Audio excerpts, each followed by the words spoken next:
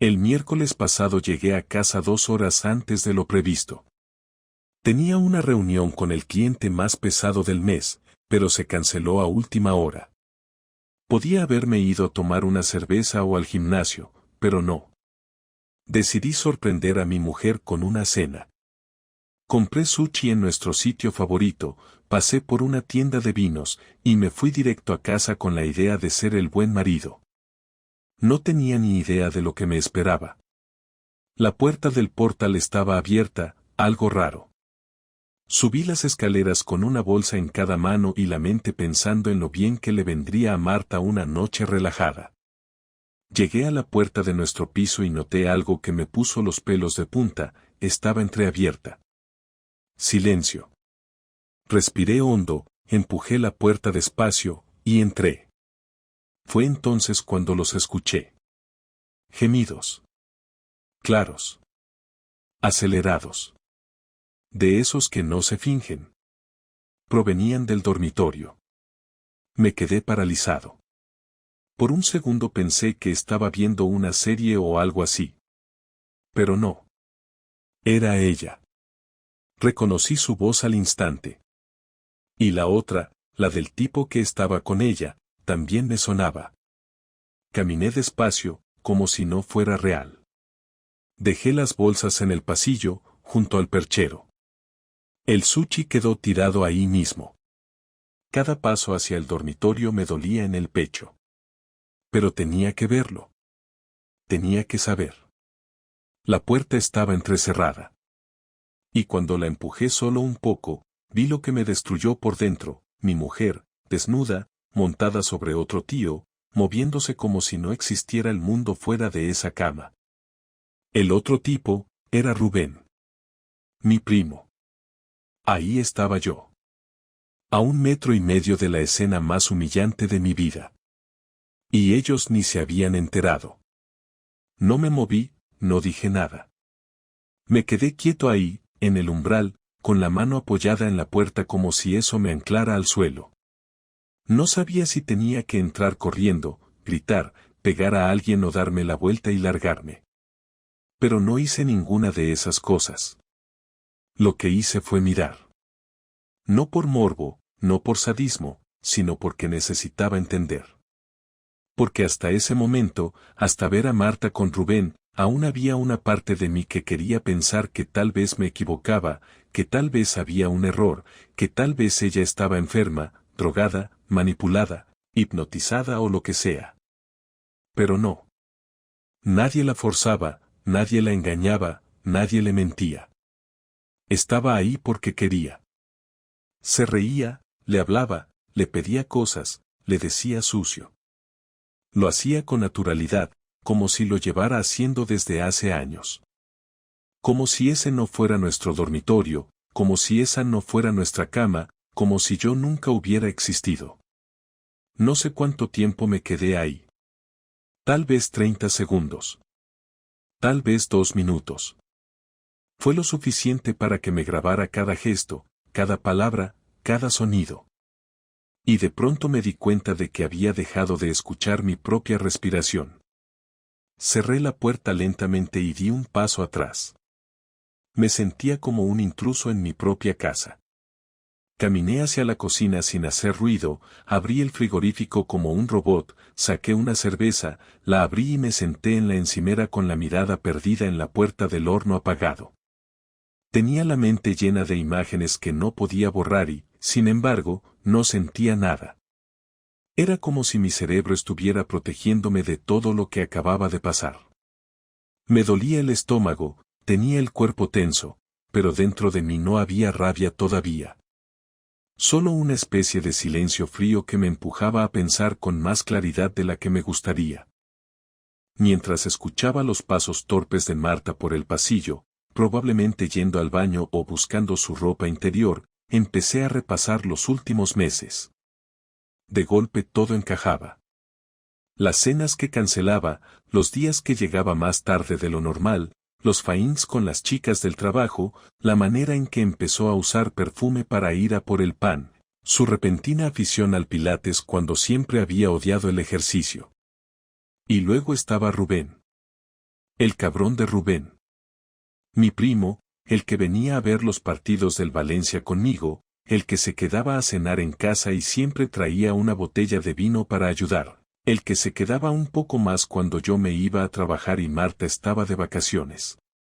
Me acordé de la vez que Marta me preguntó si me molestaría que Rubén le ayudara a montar la estantería del despacho mientras yo estaba fuera. Es solo una tarde, no seas celoso, me dijo.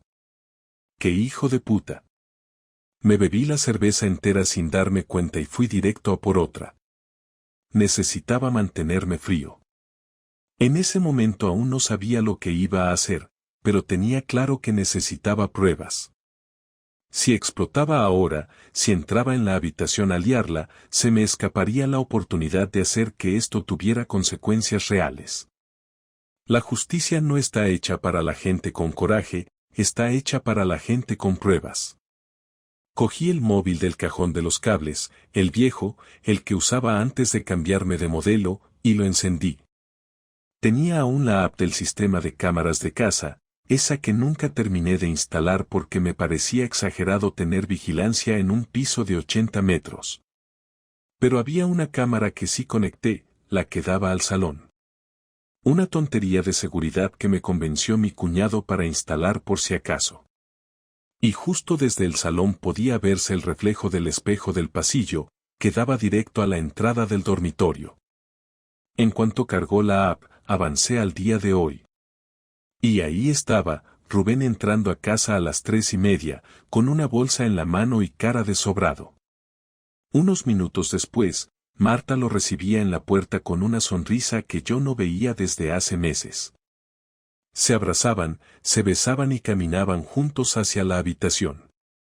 Seguí avanzando, grabando con el móvil actual la pantalla del viejo. Necesitaba cada segundo de esa mierda. No era el tipo de prueba perfecta, pero bastaba para dejar en ridículo a los dos. En el momento en que salían por el pasillo, ya desnudos, detuve la grabación. Cerré la app y apagué el móvil viejo.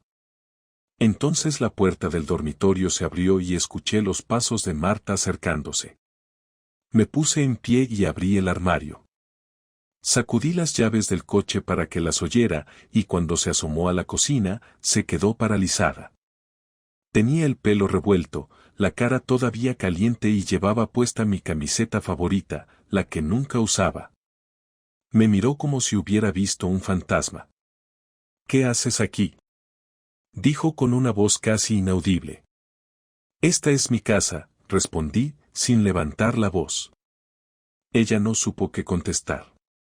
Se quedó quieta, agarrando con fuerza el borde de la camiseta. Por detrás, escuché a Rubén toser, como si supiera que lo había jodido todo y no pudiera esconderse. ¿Lo has visto todo?, preguntó Marta, evitando mirarme a los ojos. ¿Hace falta que lo diga? Y entonces, por primera vez, sentí algo. No fue tristeza. No fue vergüenza. Fue asco. Rubén salió del dormitorio intentando aparentar que todo estaba bajo control, como si no llevara los pantalones mal puestos ni la cara más blanca que el yeso. Me miró un segundo, bajó la vista y se quedó de pie junto a Marta, como si eso lo protegiera de algo. Yo seguía junto a la encimera, con los brazos cruzados, mordiéndome la lengua para no decir lo primero que se me pasaba por la cabeza. Marta no decía nada, tampoco él. La tensión era tan fuerte que el silencio dolía más que cualquier grito. Estaban esperando que yo explotara, que perdiera el control, que hiciera lo que cualquier persona normal haría después de encontrar a su mujer follándose a su primo en su casa. Pero yo ya no era normal. Algo se había roto dentro de mí y en ese hueco ya no cabía la rabia impulsiva, solo una necesidad muy clara, arrastrarlos a los dos a su propia mierda, sin darles la satisfacción de que pensaran que me habían destruido por completo. ¿Vas a decir algo o piensas quedarte ahí como un niño esperando que le perdone su madre? Le solté a Rubén sin moverme del sitio. Él tragó saliva y bajó aún más la mirada. Tenía la mandíbula apretada, como si quisiera parecer digno, pero su lenguaje corporal era de alguien que sabía que se había pasado de la raya y no tenía escapatoria. Marta le tocó el brazo, como si eso fuera a protegerlo. La escena era tan patética que me dio hasta vergüenza ajena. David, por favor, déjame explicarte, empezó Marta con voz temblorosa, pero la interrumpí de inmediato. Explícame qué.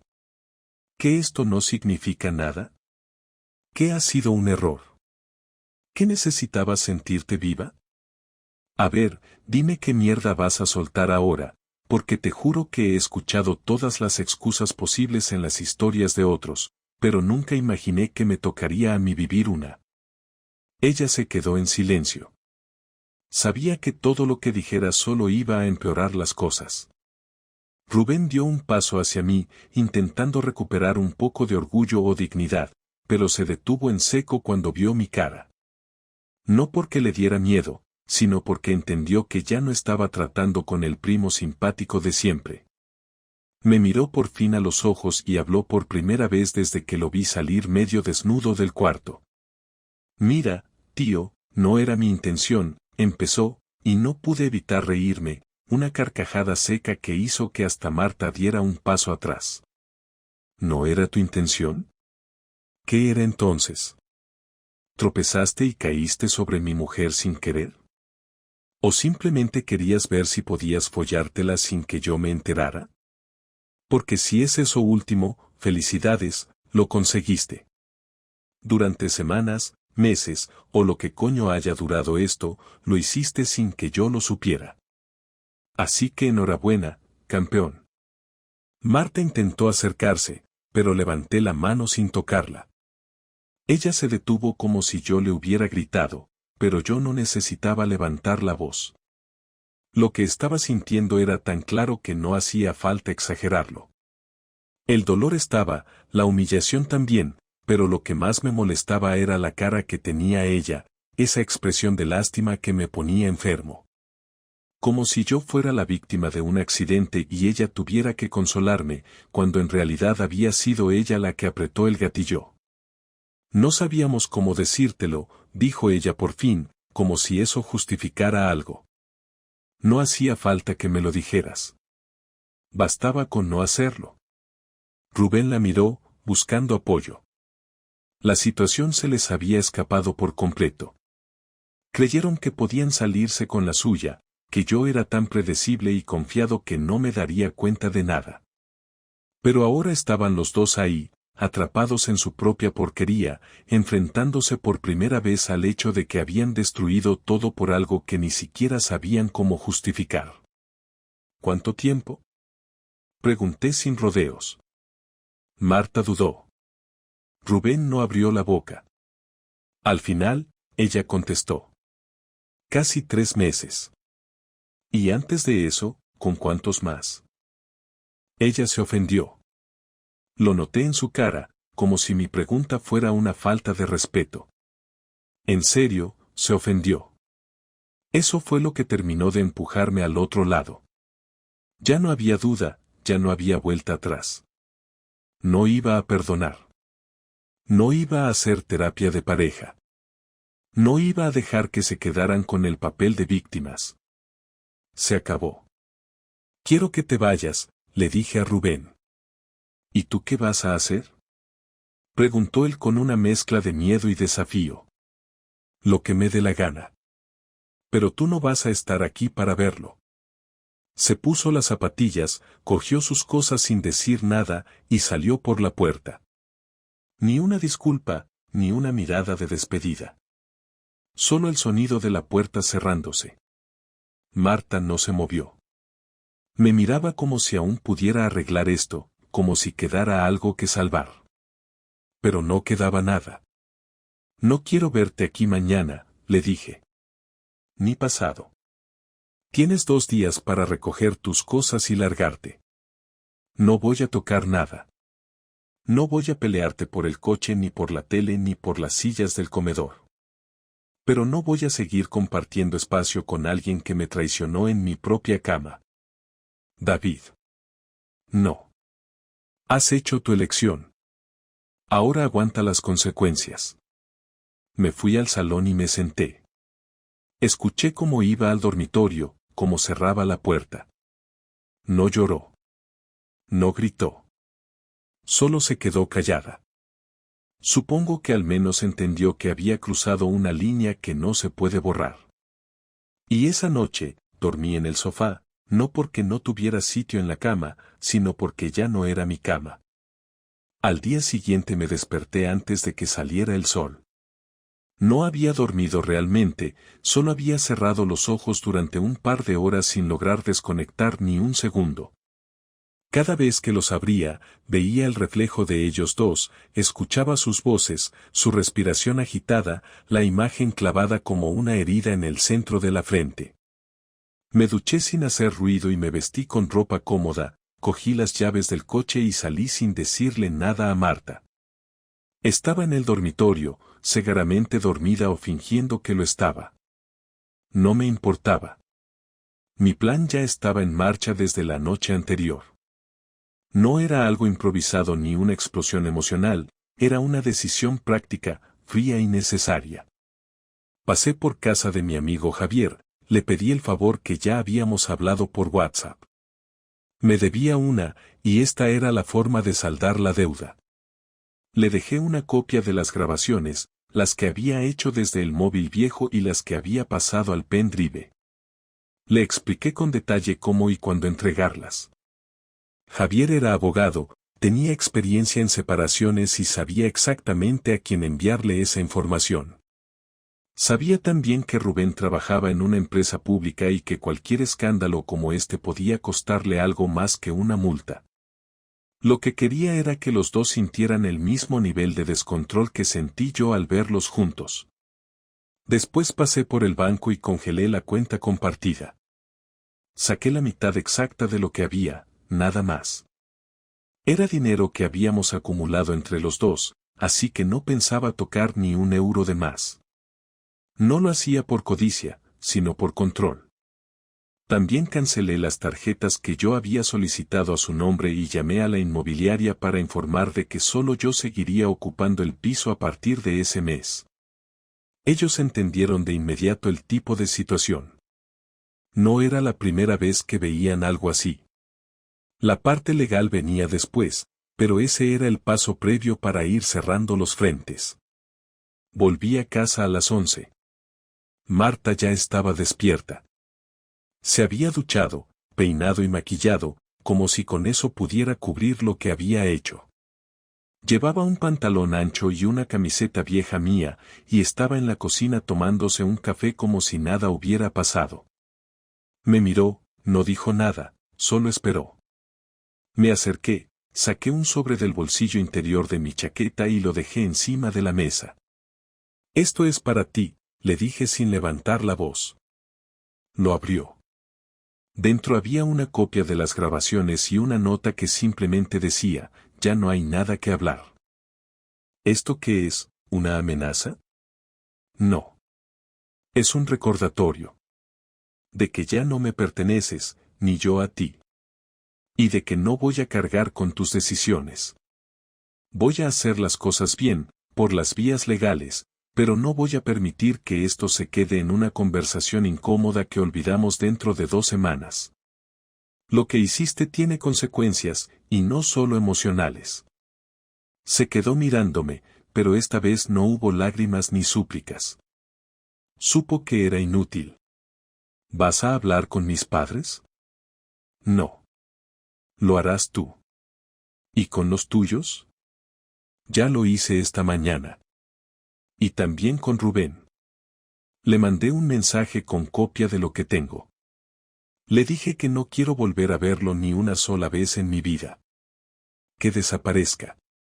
No quiero venganza infantil.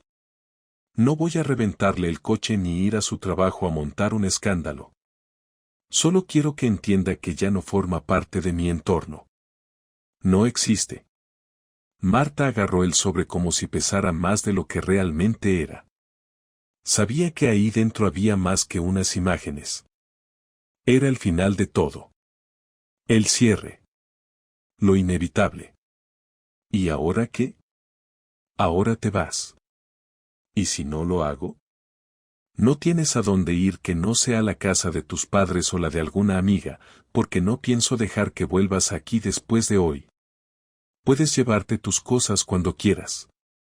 Te daré las llaves de la casa de mi hermano si necesitas dejar maletas allí durante unos días. Pero este ya no es tu lugar. Ella no discutió. Ni una sola palabra más. Fue al dormitorio, cerró la puerta y la escuché guardando cosas. No me levanté, no la seguí, no quise saber qué ropa elegía o qué recuerdos decidía llevarse. Me importaba muy poco. Solo quería que la salida fuera limpia, sin más enfrentamientos. A las 2 horas se fue. No dijo adiós. No pidió explicaciones. Se marchó como alguien que entendía que ya no tenía voz en esta historia. Y eso fue suficiente. Después de eso llamé a su madre. No para insultarla ni para descargarme. Solo para dejar claro que las visitas se habían acabado. No quería volver a ver a su familia, no quería tener conversaciones incómodas ni falsos intentos de reconciliación. Lo nuestro había terminado, y punto.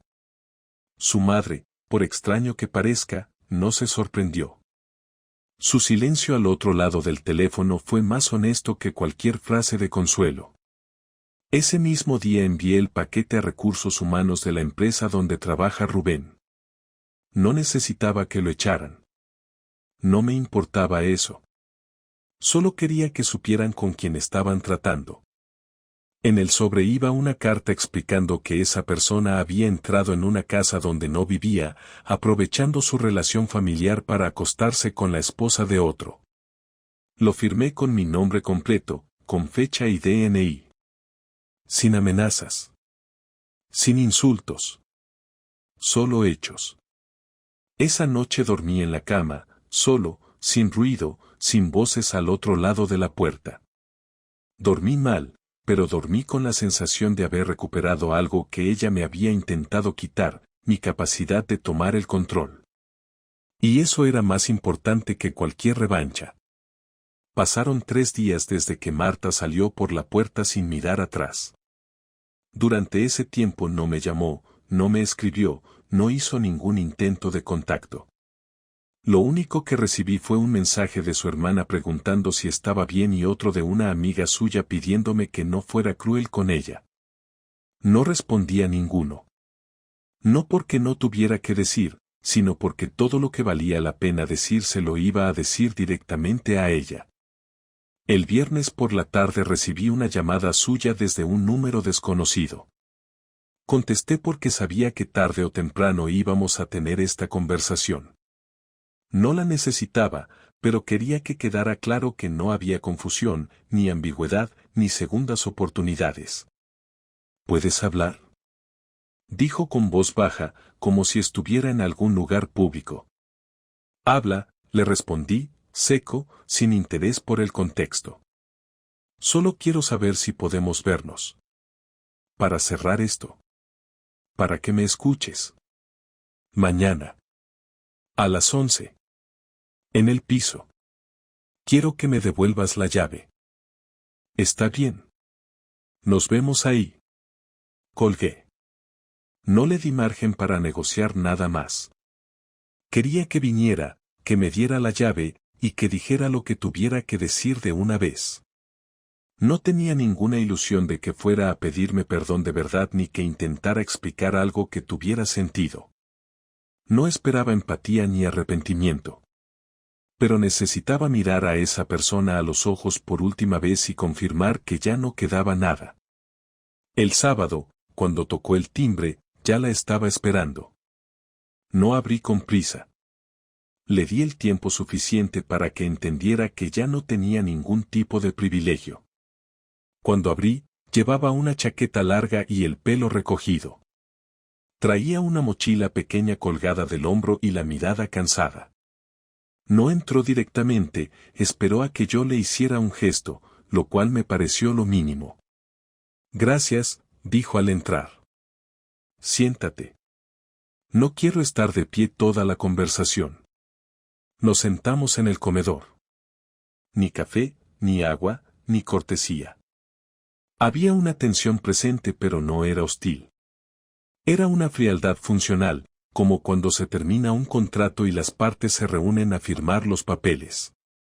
Ella tardó en empezar, como si estuviera buscando las palabras adecuadas, pero no existían. No voy a justificar lo que hice. No hay forma de hacerlo bien. Lo sé. No vine a pedirte que lo olvides ni que me perdones.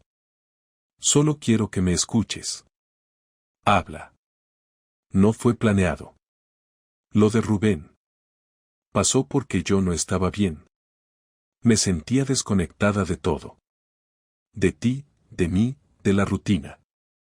Me levantaba cada día con la sensación de que todo estaba ya escrito, que nada iba a cambiar.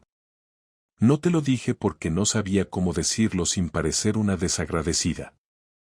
Tú siempre has sido correcto, atento, predecible en el buen sentido. Pero no sentía nada. Y Rubén apareció justo cuando más confundida estaba. Fue un error, lo sé. Pero fue una forma de escapar de lo que no quería ver. ¿Y ahora sí lo ves? Ahora lo veo todo. Lo que perdí. Lo que destruí. Y no estoy aquí para recuperarlo, sé que no hay marcha atrás. Estoy aquí porque necesitaba cerrar esto contigo, mirarte a la cara y decirte que no fue culpa tuya. Fuiste un buen marido. Mejor de lo que merecía. Lo sé. Ella bajó la vista.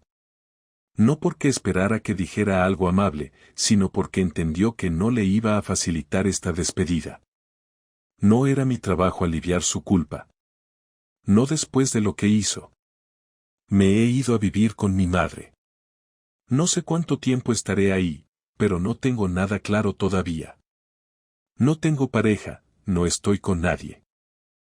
Se levantó, dio un paso hacia la puerta, se detuvo y luego siguió sin mirar atrás. Cuando cerró, no sentí alivio, ni paz, ni rabia. Solo una calma rara, como si por fin se hubiera terminado una conversación pendiente que llevaba demasiado tiempo colgada. No la volví a ver. Ni quiero. Han pasado 4 semanas desde aquella última conversación. No he vuelto a saber de Marta ni de nadie de su entorno. No la he buscado ni me he preguntado qué será de su vida. No por orgullo, sino porque ya no me interesa. No tengo curiosidad, no tengo rencor, no tengo ganas de saber si ha seguido adelante o si se arrepiente. Cuando alguien te rompe de esa manera, con tanta claridad, lo único que importa es aprender a seguir caminando sin cargar con lo que te destrozó. Durante los primeros días intenté mantener una rutina estricta. Me levantaba temprano, salía a correr por el barrio, desayunaba lo mismo cada mañana, respondía correos con puntualidad y me acostaba sin dejar luces encendidas. No porque tuviera ganas, sino porque necesitaba imponer algo de orden en medio del vacío. Era mi forma de obligarme a vivir con cierta estructura mientras todo lo demás se reacomodaba dentro de mí.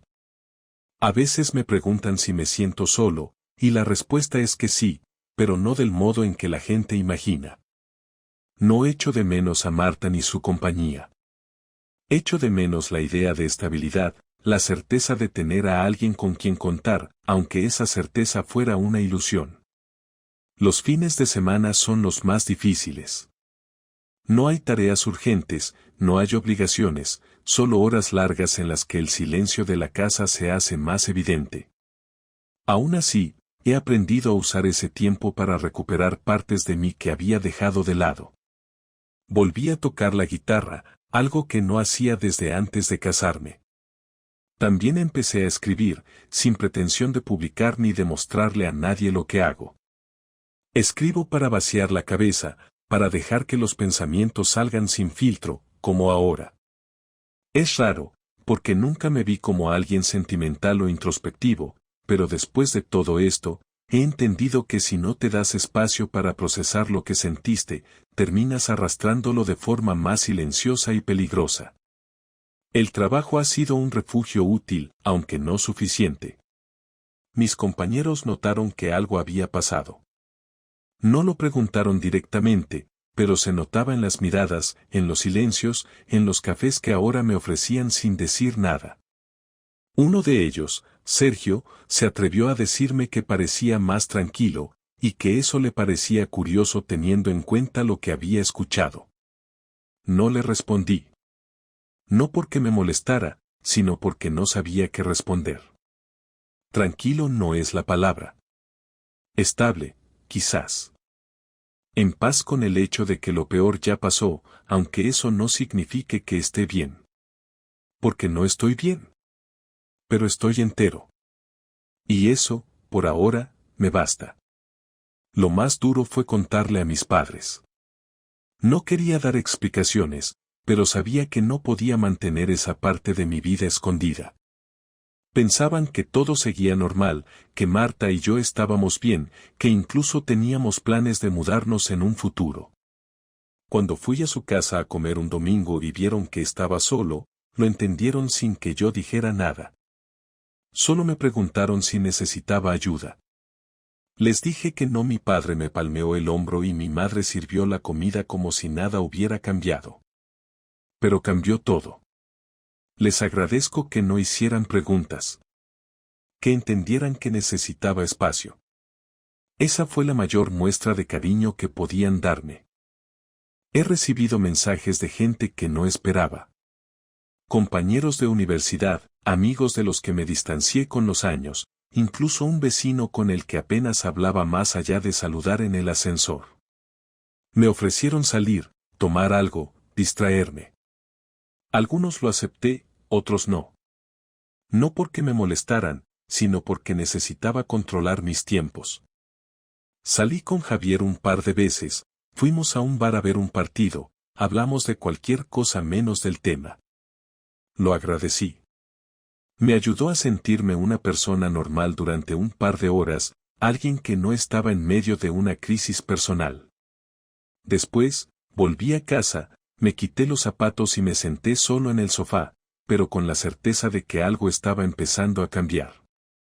No tengo prisa por rehacer mi vida.